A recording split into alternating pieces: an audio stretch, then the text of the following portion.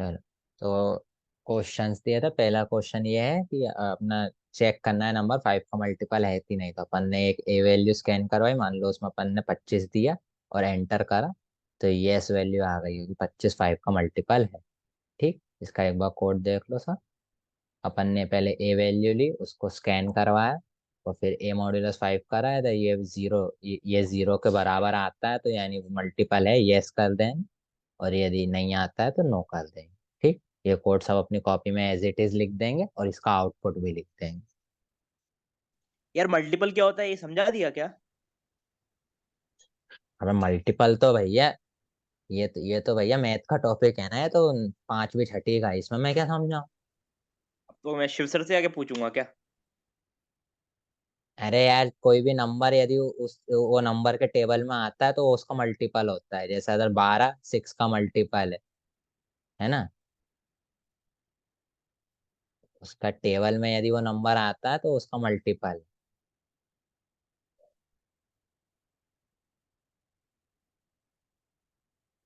ये कोड में किसी को कोई समस्या?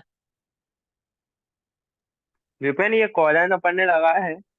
हाँ, ये लगाया है ना ये। ये कॉलन लेफ्ट साइड में जो वैल्यू रहती है वो ट्रू होती है और राइट साइड में क्या रॉन्ग रहती है, ऐसा कुछ है क्या? यही है नहीं, क्या? क्वेश्चन, अरे यार देख, अगर वैल्यू सही रहती है तो क्वेश्चन मार्क के बाद वाला कोड चलता है, और वैल्यू गलत रहती है तो हाँ। कोलन के बाद वाला कोड चलता है। ओके। अब देख, ए अदर को अदर जो नंबर है वो अपना 5 का मल्टीपल होगा, तो ए मॉड्यूलस 5 जीरो के बराबर आया है, तो ये पूरा 1 रिटर्न करेगा, तो ये यस प्रिंट कर देगा। और अगर जीरो के बराबर नहीं आएगा तो वो जीरो रिटर्न कर देगा, तो ये नो प्रिंट कर रन देगा। कर। रन कर, चलो एक बार रन कर देते हैं। चलो बताओ, कोई वैल्यू बताओ। 65। 59। 59। 59 लगा भाई। 69। 69। चलो, नो रिटर्न कर दिया। ठीक, इस कोड में कोई को दिक्कत? नो चलो, दिक्कत। अब चलो एक नई फाइल, दूसरा क्वेश्चन लिख लो अपनी कॉपी में और एक नई फाइल बना लो। दूसरा क्वेश्चन है पास और फेल डॉट सी। चलो, क्वेश्चन ये था कि हमें 4 सब्जेक्ट के नंबर एंटर करवाने, और फिर यदि हमें चेक अदर किसी भी एक सब्जेक्ट में 33 से कम नंबर आए हैं तो अपन फेल फेल कर देंगे, उस बच्चे फेल प्रिंट कर देंगे, नहीं तो पास प्रिंट कर। ठीक, क्वेश्चन सबको समझ में आ गया? आ गया। हाँ, अब इसको हाँ। अपन, इसमें अपन इसका को आंसर लिखते हैं। सबसे पहले अपने हेडर फाइल और मेन फंक्शन लिखेंगे। 4 वेरिएबल डिक्लेयर कर देंगे क्योंकि अपन 4 बार सब्जेक्ट करने वाले हैं। Enter marks of first subject, scanner, percent ID, percent.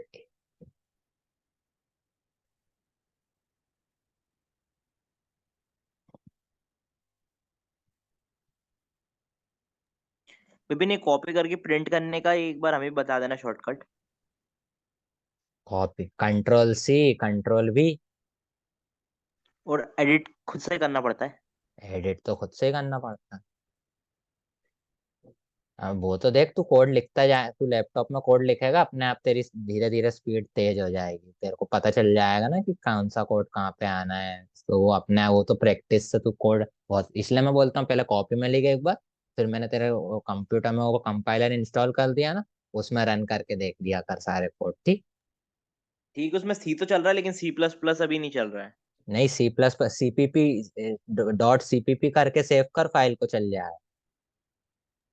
नहीं चल रहा भाई। अबे चल रहा है जब मैं बोल भैया रहा हूँ। थर्ड थर्ड सब्जेक्ट कौन सा होता है? भैया लिख रहा हूँ उसको, मैंने अभी पूरा कंप्लीट कर दिया है।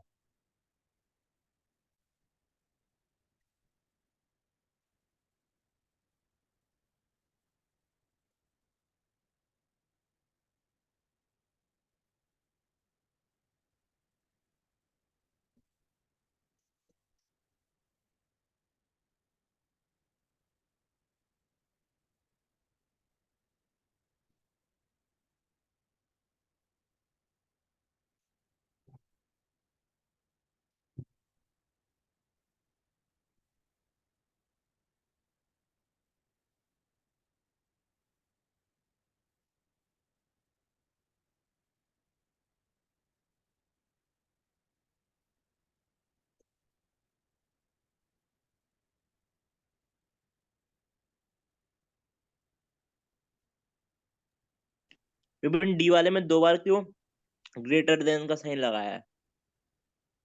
वो तो गलती से विपिन है। अपन इसे अलग अलग करके भी कर सकते हैं ना? हाँ अलग अलग, क्या पर विपिन? मैं तुम्हें बेस्ट अप्रोच बता रहा हूँ ना, अलग अलग करके तो कर सकते। स्पेस कॉम्प्लेक्सिटी को पार करेगा ये वाला।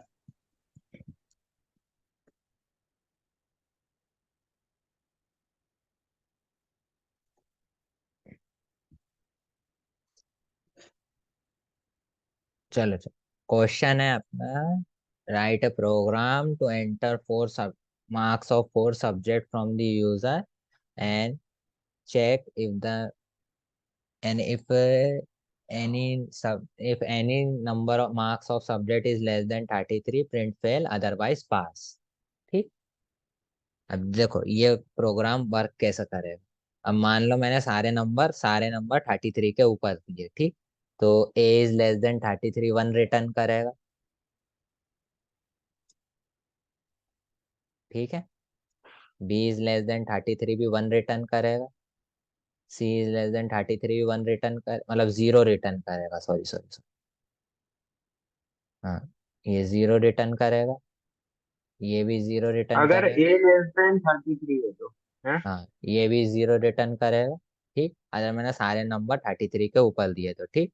अब अब ये पहले वाले को देखो, 0 एंड 0 का आंसर क्या है। 0। जी। हाँ 0 आया, ठीक। 0 एंड 0 आंसर, और जैसे ही 0 आंसर आ जाएगा वो आगे चेक करेगा। नहीं करेगा। जब हाँ, तक बन नहीं आ शॉर्ट जाएगा टाइम। तो बंद ही नहीं, हो 0 जाएगा। पे ही बंद कर देगा।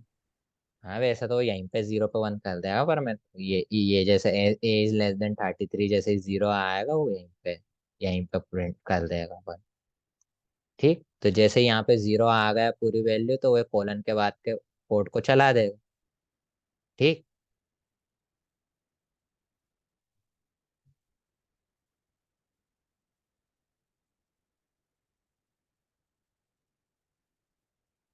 और अगर विपिन अपना ये एज ग्रेटर देन 33 तो अपन ये कॉलन के पहले पास लिखते अरे ना उस यार रुक कंडीशन में। जाओ रुक जाओ रुक जाओ, ये कोड थोड़ा सा गलत हो गया है इसमें, साइन इसके उल्टे लगा दिए। उल्टे साइन लगाए। हाँ हाँ, एटलीस्ट 33 तो आना ही चाहिए तभी तो पास चलो, होगा सही नहीं। क्योंकि वो इसमें क्या है, मान ले पहले में ज्यादा नंबर आ गए तो तुरंत पास प्रिंट कर देगा, बाकी को चेक करेगा ही। चलो ये वाला सही। ये देखो पहले में ज्यादा आया तो यहाँ पे 1 रिटर्न होगा। मैंने समझा सही रहा था, मैंने लिख उल्टा दिया। हाँ, इधर भी 1 रिटर्न करेगा, इसमें भी 1 रिटर्न करेगा, और इसमें भी 1 रिटर्न करेगा। अब 1 एंड 1 का आंसर भी 1 आएगा, बोलो, और यहाँ अभी पे भी बता वन दो। यहाँ पे भी 1 एंड 1 का आंसर 1 आ जाएगा। और फिर लास्ट में ये 1 और ये 1 का आंसर भी 1 आ जाएगा, ठीक। अब 1 आ जाएगा तो क्वेश्चन मार्क के बाद वाला कोड प्रिंट हो जाएगा, यानी यहाँ पे पास प्रिंट पास हो में। जाएगा। और यदि इसमें से एक भी कंडीशन यदि 0 हुई तो लॉजिकल और है, इसलिए वो तुरंत कोड को शॉर्ट सर्किट कर देगा और फेल प्रिंट कर देगा। इसको एक बार रन करके देख लेते हैं, फिर किसी को डाउट हो तो एक और बार पूछ लेना, ठीक। चलो तो जल्दी अब नंबर बता जल्दी, 4 सब्जेक्ट के। 99, 98, 92, 97। 98, 99, 99, 92 97। और 97। 97। ये इसने पास प्रिंट कर दिया। अब एक बार कोई फेल की कंडीशन बताओ। 4 नंबर। 31। 32। चार नहीं, कोई कोई 30 एक और कोई एक ही नंबर बता देना कोई सा। 29। 99, 98, 97, 29। ठीक है, 98, 99, 97, 29, ये फेल प्रिंट कर दी। चलो विपिन ये फेल इस वाला नंबर अगर पहले ही वाले फॉर्मेट में लिखेगा तो फर्स्ट सब्जेक्ट में लिखना एक बार। एक सेकेंड।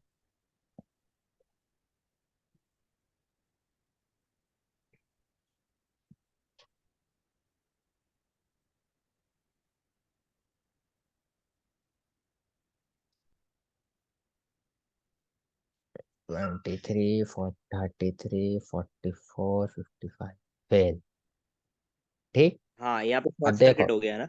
अभी अभी हाँ वो शॉर्ट सर्किट हो गया। अभी देखो, अभी तुम्हें बस क्वेश्चन सॉल्व करना है। अभी तुम्हें टाइम कॉम्प्लेक्सिटी उस पर ध्यान नहीं देना। तुम कैसे भी क्वेश्चन सॉल्व करो और तुम्हारा आंसर सही आ रहा है तो ठीक है। अभी वो टाइम कॉम्प्लेक्सिटी उस चीज पे भले ही ध्यान मत दो। भले यार 10, अगर ये वाला क्वेश्चन तुम 10 वेरिएबल लेके भी सॉल्व कर पा रहे हो, ठीक है, अभी के लिए कोई दिक्कत नहीं। बस आंसर आ जाना चाहिए। ठीक।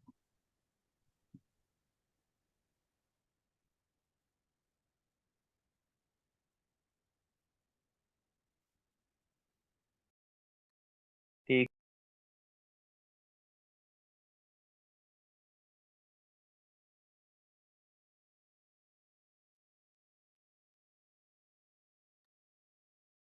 इस कंडीशन में अगर एक सब्जेक्ट भी फेल होता है सारे फेल, मतलब फेल ही बताया रिजल्ट, है ना। चलो ये लिख लो कोड, वो क्वेश्चन लिख के ये वाला कोड लिख लो, फिर अपन आगे का कर।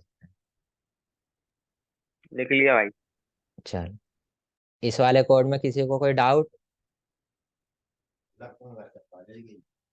Jayesh, no sir. जयेश, दीपिका, प्रियाणी, लेकिन अगर इसमें अपन आयुष। और भी कंडीशन लगाते हैं तो क्या होगा? और की कंडीशन लगा देंगे तो किसी एक में भी यदि 33 से ज्यादा आएंगे तो वो यस प्रिंट कर दें। पास हो जाएगा, एक ही सब्जेक्ट हाँ, कर दिया तो, अरे है ना। किसी एक सब्जेक्ट में भी पास हुआ तो वो पास हो जाए। ठीक है। हम्म। चलो, अब देखो, अब सब अगला टॉपिक डाल लो, कंडीशनल स्टेटमेंट। है ना यार, चलो इसके दो क्वेश्चन और हैं। अब एक काम करते हैं, वो दो क्वेश्चन अपन कंडीशनल स्टेटमेंट से करेंगे। वो दो क्वेश्चन में तो इसमें ज्यादा नहीं है, इसका मैं यहीं के यहीं बता देता हूँ वो दो क्वेश्चन का। एक मिनट। देखो, एक अपना नेगेटिव और पॉजिटिव वाला है। उसमें ये चेक कर लेना, यदि ए इज लेस देन जीरो है, लेस देन जीरो है, और ये वैल्यू अगर 1 तो रिटर्न कर रहा है, नेगेटिव। तो यहाँ पे नेगेटिव रिटर्न, नेगेटिव प्रिंट कर देना, और नहीं तो पॉजिटिव प्रिंट कर देना। ठीक। और वो फोर्थ वाले क्वेश्चन में लेस देन 18 कर देना। यदि लेस देन 18 है तो नो प्रिंट कर देना, you not eligible to vote. और यदि ये वैल्यू फॉल्स रिटर्न कर रही है तो प्रिंट कर देना एलिजिबल टू वोट। ठीक। ठीक है। विपिन, ठीक एक है। क्वेश्चन था मेरा। हाँ, अ, अपना कंडीशनल स्टेटमेंट्स और ये अपने टर्नरी ऑपरेटर्स में से कौन सा है जो स्पेस कॉम्प्लेक्सिटी में अच्छा है? देख, मैं तेरे को बता रहा हूँ। जैसे अपन को सिर्फ ऐसी कंडीशन चेक करनी है कि हाँ या ना। मतलब हाँ है तो ये कर दो, ना है तो ये कर दो। मतलब एक काम कर दो, जैसे तेरे से बोला कि तेरे पास पैसे हैं तो सामान खरीद लेना, नहीं है तो मत खरीदना। ठीक। तो तू अपने ऑपरेटर यूज करके वो कोड को लिखेगा तो ज्यादा टाइम कॉम्प्लेक्सिटी तेरी सेव करेगा। ठीक। लेकिन अब तेरे से लेकिन आया, ऐसी कंडीशन दे दी तेरे को कि तेरे पास पैसे हैं तो ये सामान खरीद लेना, और तेरे पास पैसे नहीं है तो ये काम कर देना। यानी तेरे को एक कंडीशन पे कम से कम तीन, दो से ज्यादा काम करने के लिए बोल दी। क्योंकि अपना ऑपरेटर क्या करता है, यदि कंडीशन सही रहती है तो एक काम करता है, कंडीशन गलत रहती है तो एक काम करता है। ठीक। लेकिन अब मैं जो स्टेटमेंट बताऊंगा वो कंडीशन सही है तो तू उससे जितने चाहे उतने काम करवा सकता है, और कंडीशन गलत है तो भी उससे जितने चाहे उतने काम करवा सकता है। ठीक। ठीक है। जैसे अब मैं तेरे से ऐसा कोड बनाने को बोला कि अरे तेरे 10 से 15 में नंबर आए तो तेरा ए ग्रेड है, तेरे 15 से 30 में नंबर आए तो तेरा बी ग्रेड है, तेरा 30 में 40 में आए तो डी ग्रेड है। अब ये कोड तू ऑपरेटर की मदद से बनाएगा तो तेरी कॉम्प्लेक्सिटी बहुत बढ़ जाएगी। तो फिर अपन स्टेटमेंट यूज करेंगे क्योंकि उसमें आसान पड़ेगा। ठीक। मतलब वही बात है, कार अच्छी है कि बाइक अच्छी है। तो यदि बारिश हो रही है और जाना है तो कार अच्छी है, और ट्रैफिक है और जाना है तो बाइक अच्छी है। यानी वो कंडीशन के हिसाब से दोनों में से जो भी अच्छी चीज है वो अपन देखेंगे। ठीक। ओके। चलो, अब अगला टॉपिक डालो सब, कंडीशनल स्टेटमेंट।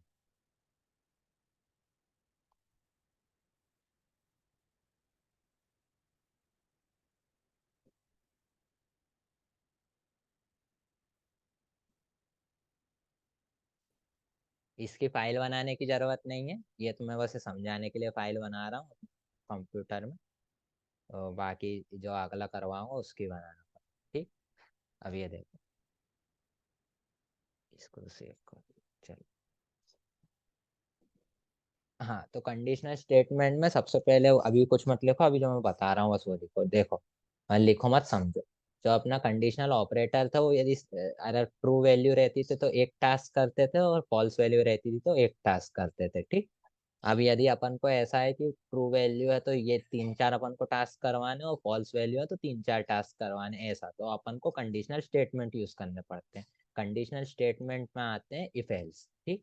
अब इफ एल्स 3 टाइप के रहते हैं, ठीक। अब वो मैं बता रहा हूँ, ये लिख लेना सब। इफ एल्स डाल देना हेडिंग, और इफ एल्स के टाइप 1 में ये वाला लिखिए। सबसे पहला रहता है इफ, ठीक, सिर्फ अकेला इफ। इफ के अंदर अपन देते हैं कंडीशन, ठीक। और कंडीशन के अंदर अपन लिख देते हैं कोड, कोई सा भी कोड। अब ये कोड की ये पहली लाइन हो सकती है, फिर ये लाइन 2 हो सकती है, फिर लाइन 3 हो सकती है। ऐसे कर करके ये ये जितनी चाहे उतनी लाइन ऑफ कोड में जा सकता है, जितने अपन टास्क करवाना चाहे करवा सकते हैं, ठीक। अब देखो ये चलेगा कैसे। सबसे पहले कोड इफ के पास आए, अंदर जो कंडीशन है उसे चेक करेगा। यदि वो कंडीशन 1 रिटर्न कर रही है तो ये इफ के अंदर की लाइन सारी चल जाएंगी, और नई रिटर्न अगर 0 रिटर्न कर रही है तो ये इस पूरे को टर्मिनेट कर देगा और आगे बढ़ेगा, ठीक। इफ आ गया समझ में? आ गया। चलो, और अब दूसरा टाइप रहता है इसका इफ एल्स,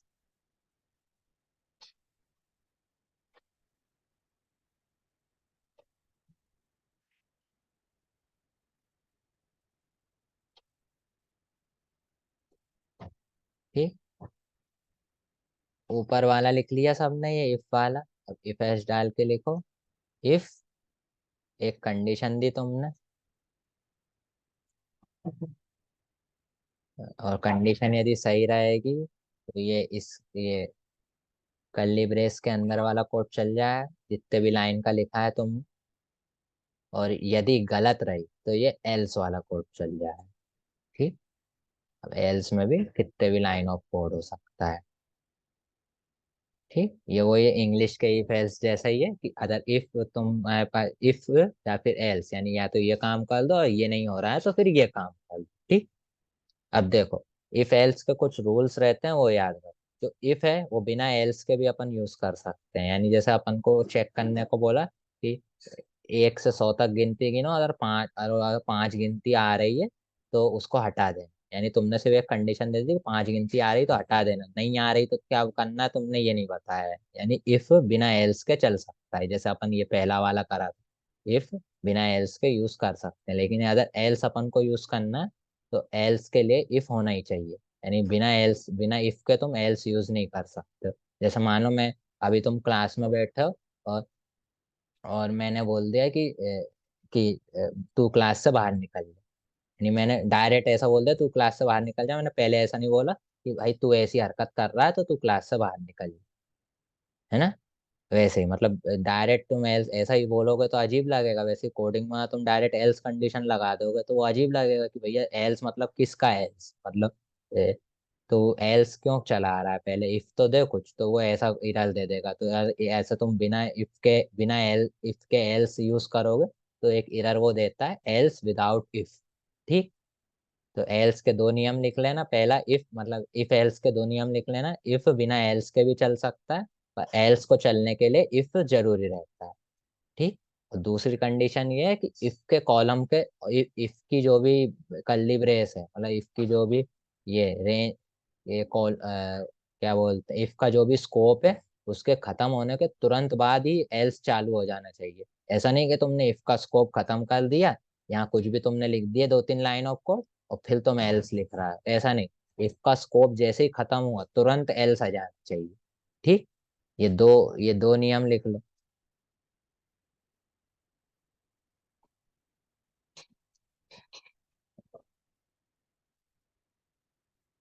चलो, सेकंड टाइप समझ में आ गया इफ एल्स?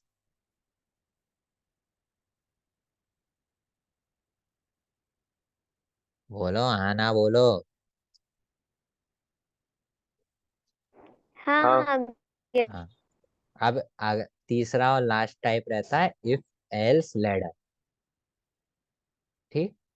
अब देखो, जैसे कि मैंने तुम्हें कोई क्वेश्चन दिया, जैसे अभी दिया था कि जैसे तुम्हारे 30 से 40 के बीच में नंबर है तो 10 डी ग्रेड प्रिंट कर दो। 40 से 50 के बीच में नंबर है तो सी ग्रेड प्रिंट कर दो। यानी तुम एक दो से ज्यादा कंडीशन यदि तुम चेक करना चाहते हो, यानी तुम ऐसा चेक करना चाहते हो ये हो तो ये कर दो, नहीं तो ये चेक करो, नहीं तो ये चेक कर दो, नहीं तो ये कर दो।